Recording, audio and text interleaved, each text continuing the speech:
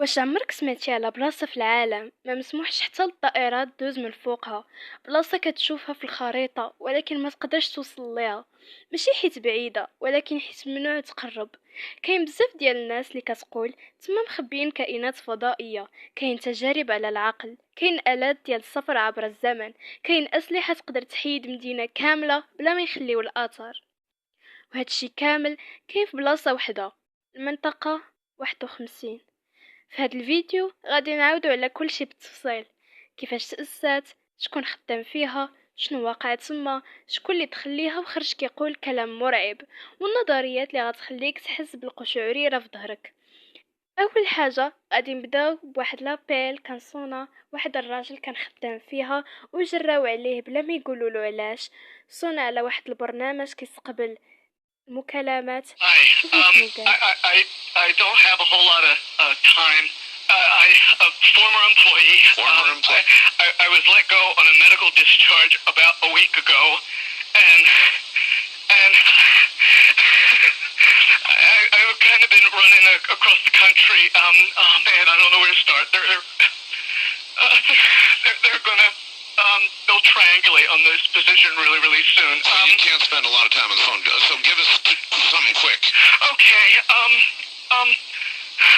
Okay. What we're thinking of as aliens are they're extra dimensional beings that an earlier precursor of the space program made contact with. They are not what they claim to be. They have infiltrated a lot of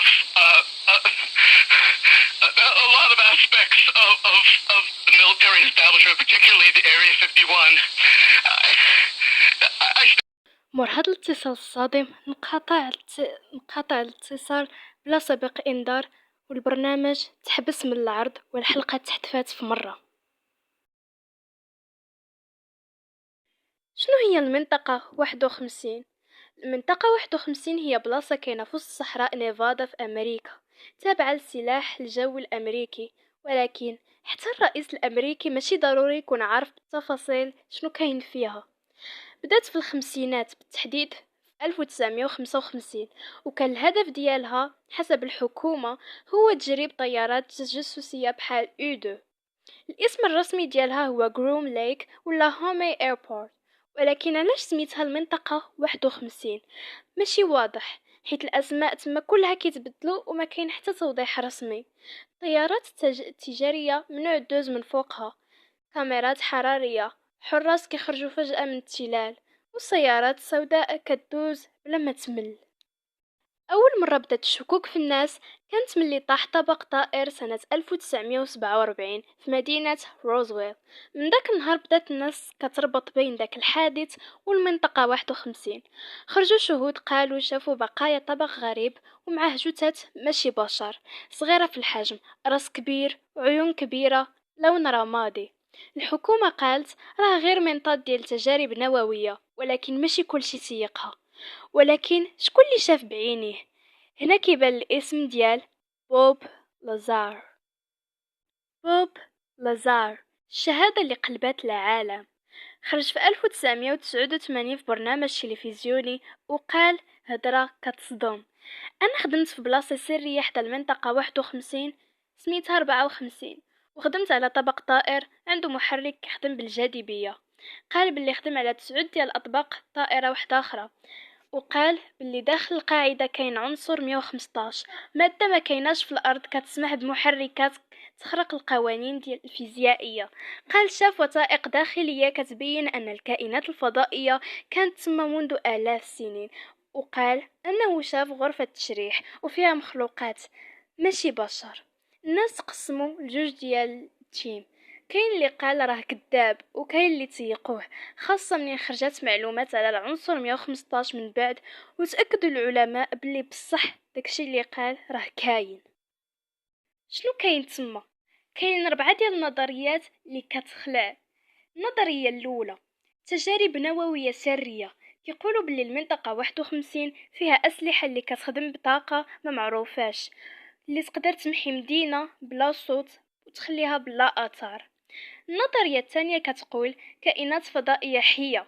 شهود قالوا شافوا مخلوقات كيتحركوا داخل انابيب زجاج كيتهضروا عليهم بحال الحيوانات المختبريه. كاين فيديوهات مهربه بزاف تقدروا تلقاوهم في اليوتيوب. النظريه الثالثه السفر في الزمن والابعاد. كاينه نظريه سميتها بروجيكت لوكينغ غلاس كتقول باللي كاين جهاز تما كيبين المستقبل وحتى يبدلو بحال تكون آلة زمنيه كتخليهم يتفاداو كوارث مستقبليه. النظريه الرابعه كتقول التحكم في العقل. بعض الناس كيامنوا بلي كاين مشروع سميتو MK Ultra تجربوا على الجنود تجارب كيخليوهم يوليو آلات بلا إرادة. كاين تسجيلات مهربة ديال الجنود كيعاودوا كيفاش كانوا كيتبرمجوا باش يقتلوا بلا ما يفكروا. الأمن الغريب اللي كاين في ديك البلاصة، أي واحد كيقرب يحبسوه. كاين لوحات كاتبة القتل بالرصاص مسموح إذا تجاوزت هذا الخط. الناس مشاو غير يصوروا من بعيد، بانوا رجال في سيارات بيضة بلا لوحات جاوهم في دقيقة. كاين فيديوهات حقيقية في اليوتيوب ديال الناس كيصوروا كيهربوا. واحد السيدة كتقول راجلي خدام تما، خرج واحد النهار خايف قال لي شفت شي حاجة ما خصنيش نشوفها، ومور أسبوع مات في حادث سير غريب وما عمرنا عرفنا الحقيقة. بزاف ديال الناس اللي خرجوا وتكلموا من بعد تعرضوا للتهديد او حتى للاختفاء. كاين واحد الراجل في ريديت قال دخل في برنامج تجريبي في 2015 ومن داك النهار فقد الذاكره ديالو وما بقى كيحلم حتى بحياته القديمه. تعليقات الناس كانت كلها رعب، راك لعبتي بالنار، خرج من الانترنت، المراقبين كيتبعوك دابا. واش غادي نعرفوا الحقيقه شي نهار؟